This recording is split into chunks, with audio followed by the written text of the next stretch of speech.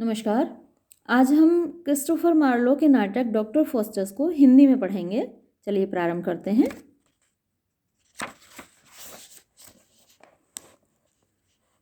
ड्रामेटिस persona, इसका तात्पर्य है वो पात्र जो इस नाटक में हैं। कोरस, सबसे पहले कोरस है, इसको आप समूह गायक भी कह सकते हैं। डॉक्टर जॉन फॉस्टर्स, ये इस नाटक का मुख्य पात्र है। Wagner his servant, Wagner doctor John fosters का नौकर है, सेवक है। गुड एंड बैड एंजल, अच्छे और बुरे दो देवदूत हैं। वॉल्डीज एंड कॉर्नेलियस, कंजरर्स, वॉल्डीज और कॉर्नेलियस ये दो जादूगर हैं, काले जादू की प्रैक्टिस करते हैं। 3 स्कॉलर्स, 3 विद्वान हैं। एन ओल्ड मैन, एक बूढ़ा व्यक्ति है। मेफिस्टोफिलिस, ये मुख्य शैतान है। Belial, Belcher, Lucifer, Beelzebub and other devils, ये सभी शैतान हैं, बुरी आत्माएं हैं या राक्षस आप कह सकते हैं। द 7 डेडली सिंस, 7 महापाप हैं। Pope Adrian, Raymond king of Hungary, Hungary का राजा है Raymond. Bruno the rival pope. The cardinals of France and Padua, France और पेडुआ के कार्डिनल्स हैं। The archbishop of Rheims. Charles fifth emperor of Germany, Germany के राजा Charles fifth हैं। Martino, Frederick, Benvolio, knights at his court, ये तीनों सरदार हैं चार्ल्स फिफ्थ के दरबार में। The duke of Saxony, the duke of वॉनहोल्ट, the duchess of Vanholt. Bishops, monks, friars, soldiers and attendants. Robin the clown, Robin clown है, विदूषक है। डिक अ विंटर, विंटर शराब का व्यापारी होता है, तो एक शराब का व्यापारी है इसमें पात्र। अ हॉर्स कोर्सर, एक घोड़ों का व्यापारी है। अ कार्टर, कार्ट गाड़ी को बोलते हैं, कार्टर गाड़ी चलाने वाला, गाड़ीवान एक पात्र है। अ हॉस्टेस, एक होस्ट मीन्स मेजबान होता है, हॉस्टेस परिचारिका कह सकते हैं आप।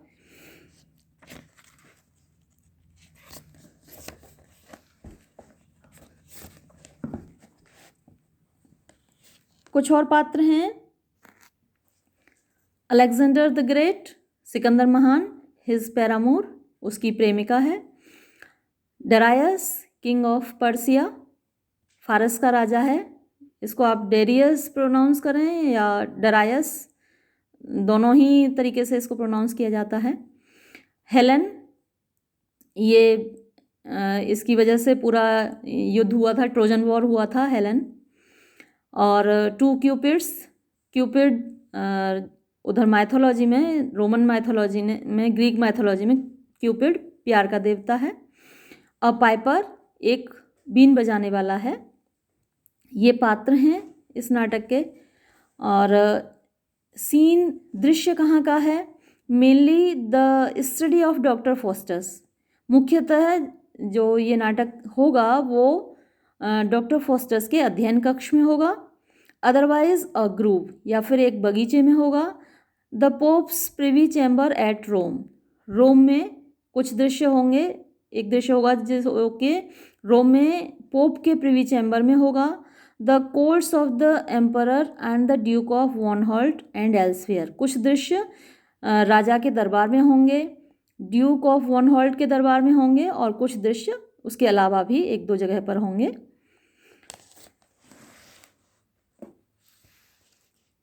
प्रोलोग, प्रोलोग जैसा कि आप जानते हैं एक प्रिलिमिनरी स्पीच होती है, प्रारंभिक स्पीच होती है, एक डायलॉग है जो कि आपको इंट्रोडक्शन देता है थीम का, विषय वस्तु का। इस नाटक की विषय वस्तु क्या होने वाली है उसका परिचय आपको प्रोलोग में मिलता है। एंटर कोरस, कोरस प्रवेश करता है। कोरस गायकों का एक समूह होता है जो इसे गाएगा प्रोलोग को और आपको परिचय देगा इस नाटक की विषय वस्तु का। Not marching now in fields of Trasimene where Mars did mate the Carthaginians. Not marching now, तो हम अब प्रवेश नहीं कर रहे हैं, हम नहीं जा रहे हैं इन फील्ड्स ऑफ ट्रेसिमिन, ट्रेसिमिन के मैदानों में। ट्रेसिमिन इटली में एक लेक है, एक झील है, और उसके पास ही एक बड़ा मैदान है जो कि युद्ध क्षेत्र है, जिसमें युद्ध हुआ करते थे, इतिहास के युद्ध हुए हैं। तो उस युद्ध के मैदान में हम आपको नहीं ले जा रहे हैं। Where Mars did made the Carthaginians, Mars युद्ध का देवता है, रोमन माइथोलॉजी में युद्ध का देवता मार्स है, जिसने डिड मेट यानी सपोर्ट किया था, सहायता की थी कार्थेजिनियंस की। युद्ध में ट्रेसिमीन के मैदान में जो युद्ध हुआ था उसमें कार्थेजिनियंस की मदद की थी गॉड ऑफ वॉर, युद्ध के देवता मार्स ने। तो उस युद्ध के मैदान में हम आपको नहीं ले जा रहे हैं, यानी कि हम आप यहाँ रंगमंच पर उसका प्रदर्शन नहीं करने जा रहे हैं।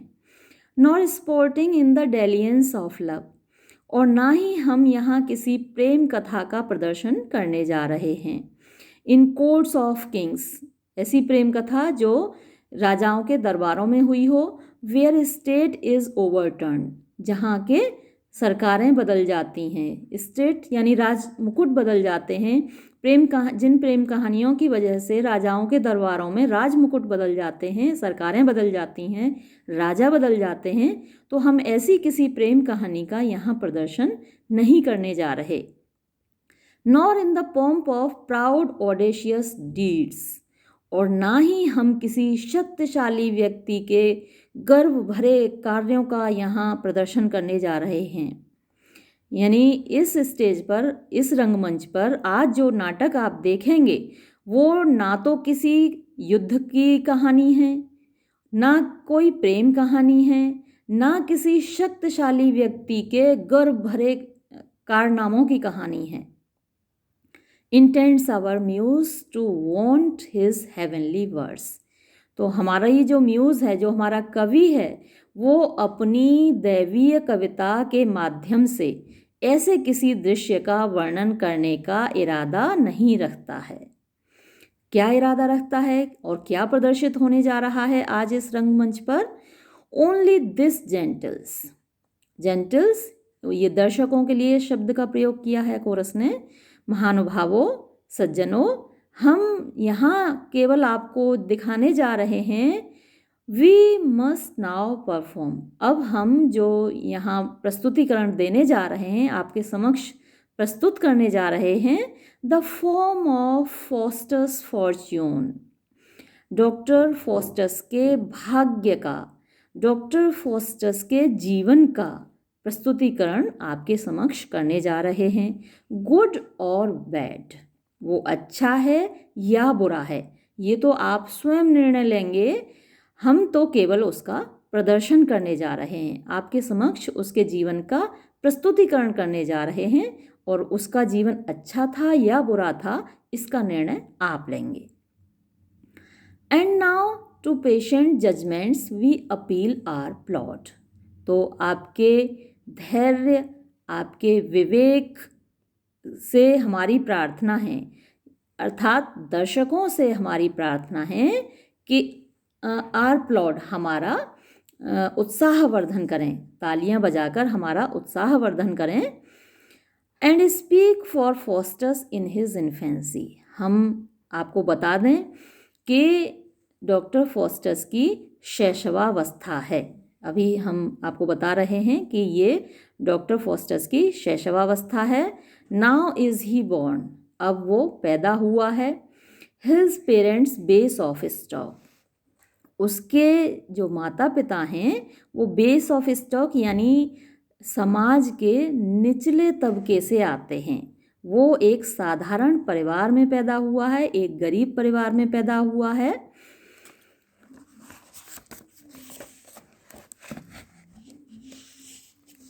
कहाँ पैदा हुआ है?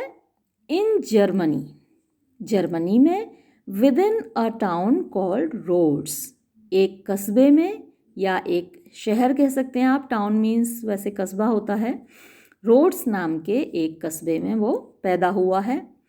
ऑफ राइपर ईयर्स, जब वो कुछ साल बड़ा होता है, टू विटनबर्ग ही वेंट, वो विटनबर्ग जाता है। विटनबर्ग में एक बहुत प्रसिद्ध विश्वविद्यालय है, तो वहाँ विटनबर्ग डॉक्टर फॉस्टस जाता है।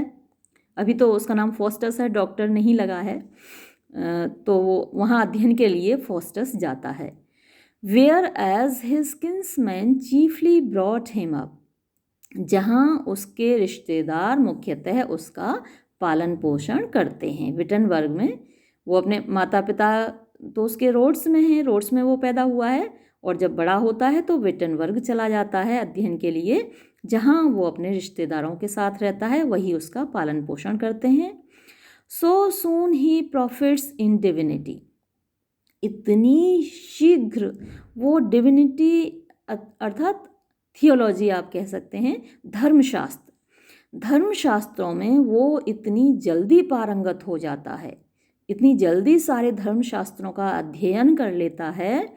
The fruitful plot of scholarism graced, कि विद्वता का जो क्षेत्र है, धर्मशास्त्रों का जो क्षेत्र है, ज्ञान का जो क्षेत्र है, वो ग्रेज्ड, सम्मानित महसूस करता है। फॉस्टस ने धर्मशास्त्रों का अध्ययन किया, ये फॉस्टस के लिए सम्मान की बात नहीं है, बल्कि ये धर्मशास्त्रों के लिए सम्मान की बात होती है कि फॉस्टस ने उनका अध्ययन किया। इतना पारंगत हो जाता है वो बहुत जल्दी सारे धर्मशास्त्रों में। That shortly he was graced with doctors name, कि जब वो पारंगत हो जाता है सभी धर्मशास्त्रों में तो उसको सम्मानित किया जाता है डॉक्टरेट की उपाधि से।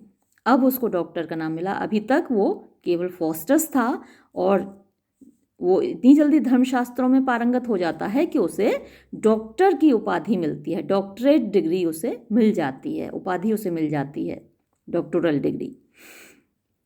Excelling all whose sweet delight disputes, जितने भी डिस्प्यूट्स यानी कि शास्त्रार्थ होते हैं, वाद विवाद होते हैं धर्मशास्त्रों के ऊपर, उन सब में वो एक्सेल करता है, वो विजयी होता है।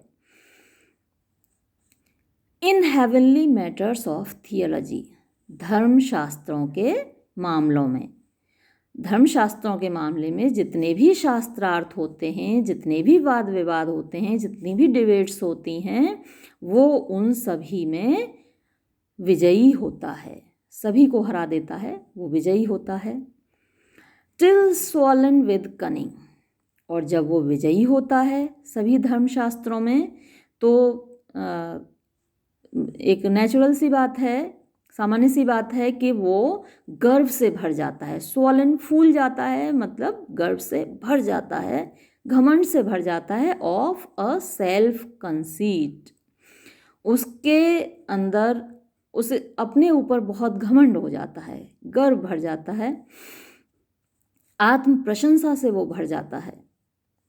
His waxen wings did mount above his reach, तो ज्ञान के पंख लगाकर वो मानवता की सीमा से ऊपर उड़ने लगता है। वैक्सन विंग्स यहाँ एक पौराणिक कथा का उद्धरण है, ये एक पौराणिक कथा को इंगित करता है। एक कहानी है जिसके अनुसार डेडालस पंख बनाता था, तरह तरह के पंख बनाता था, और एक दिन उसने बहुत सुंदर पंख बनाकर अपने बेटे इकेरस को लगा दिए वैक्स की सहायता से, मोम की सहायता से।